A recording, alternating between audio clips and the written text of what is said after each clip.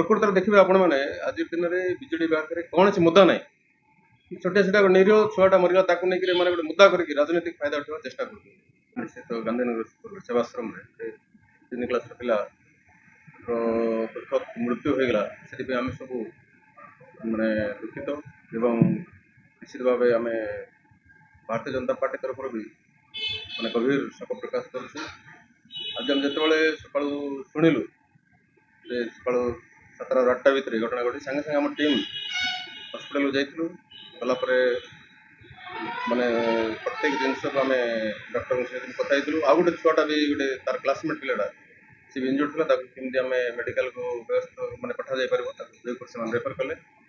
ଠିକ୍ ଅଛି, ଆମେ ମାନେ ମ୍ୟାଟରଟା ସିରିୟସ୍ ଦୁଃଖଦ ବିଷୟ, ତାଙ୍କର ପରିବାର ସାଙ୍ଗରେ ଆମେ ଅଛୁ। କିନ୍ତୁ ପରବର୍ତ୍ତୀ ସମୟରେ ଆମେ ଦେଖିବାକୁ ପାଇଲୁ ତାକୁ ଗୋଟେ ରାଜନୈତିକ ରଙ୍ଗ ଦେବାକୁ ଚେଷ୍ଟା କରାଗଲା। ବିଜେଡିର କିଛି ନେତା ଆସିକରି ତାକୁ ମର୍ଡର ବୋଲି ପରିପ୍ରକାଶ କଲେ। ବିଶେଷ କରି ଆପଣଙ୍କର ଆମର ପୂର୍ବତନ ସାଂସଦ ମହୋଦୟ ପ୍ରଦୀପ ମାଝୀ କହିଲେ ନା ସେମାନେ ପ୍ରାୟୋଜିତ ମର୍ଡର ହେଇଛି। ମୋତେ ଆଶ୍ଚର୍ଯ୍ୟ ଲାଗୁଛି, ଛୋଟ 3 କ୍ଲାସର ଛୁଆଟାକୁ ସ୍କୁଲ ଭିତରେ କିଏ କାହିଁକି ମର୍ଡର କରିବ? ଯଦି ତାଙ୍କ ପାଖେ ସେମିତି କ'ଣ ତଥ୍ୟ ଅଛି ମର୍ଡର ଅଛି, ସେ ନିଶ୍ଚିତ ଭାବେ ପୋଲିସକୁ ଦେବା କଥା। କିନ୍ତୁ ଗୋଟେ ରାଜନୈତିକ କୁତ୍ସା ରଟନା କରିକି ଲୋକଙ୍କୁ ପ୍ରତାରିତ କରିବାଟା ଠିକ୍ ହେଉନି। ଆମେ ମାନେ ନିଶ୍ଚିତ ଭାବେ ଏହାକୁ ନିନ୍ଦା କରୁଛୁ।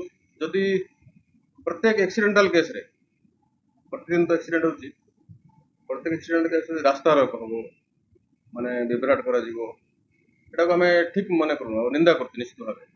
ପ୍ରକୃତରେ ଦେଖିବେ ଆପଣମାନେ ଆଜି ଦିନରେ ବିଜେଡି ପାଖରେ କୌଣସି ମୁଦ୍ଦା ନାହିଁ। ଛୋଟିଆ ଛୋଟିଆ ନିରୀହ ଛୁଆଟା ମରିଗଲା ତାକୁ ନେଇକି ଏମାନେ ଗୋଟେ ମୁଦ୍ଦା କରିକି ରାଜନୈତିକ ଫାଇଦା ଉଠାଇବାକୁ ଚେଷ୍ଟା କରୁଛନ୍ତି।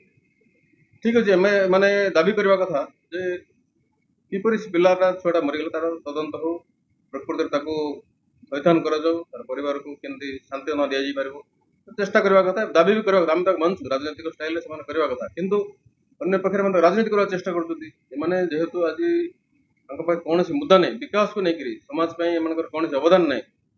ଏବେ ଦେଖନ୍ତୁ ଆପଣ, ସେମାନେ ଯୋଉ ଇସ୍ୟୁକୁ ଧରିକି ଏମାନେ ମର୍ଡର ବୋଲି କହୁଛନ୍ତି, ଏମାନେ ଡିମାଣ୍ଡ କରିବା କଥା ଯେ ଷ୍ଟ୍ରକ୍ଚରଟା କାହିଁକି ମାନେ ପିଲା ଛୁଆ ଉପରେ କାନ୍ଥଟା କାହିଁକି ପଡ଼ିଗଲା?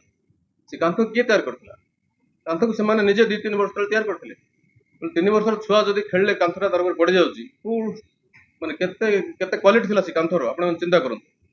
ସେଟାକୁ ସେମାନେ ଦାବି କରିବା କଥା ଯେ କୋଉ ପ୍ରକାରର ସେଠି କାମ ହେଇଥିଲା, କୋଉ କ୍ୱାଲିଟିର କାମ ହେଇଥିଲା, ସେଟାକୁ ସେମାନେ ଦାବି କରୁନାହାନ୍ତି। ଆପଣମାନେ ଦେଖିବେ ବିଗତ ଦିନରେ 5T ନାଁରେ 50-50 ଲକ୍ଷର ମାନେ 5T ସ୍କୁଲ ଘର ବନେଇଲେ, ସବୁ ଭୁଷୁଡ଼ି ପଡ଼ିଲାଣି। କେତେ ପିଲା ଇଞ୍ଜୁର୍ଡ ହେଲେଣି, ପିଲା ଉପରେ ସେ 5Tର ଆପଣ ଡିଜାଇନ ପଡ଼ିଯାଉଛି, ତା ଉପରେ କେବେ ସେମାନେ କ୍ୱେଶ୍ଚିନ୍ ରେଜ୍ କରିନାହାନ୍ତି।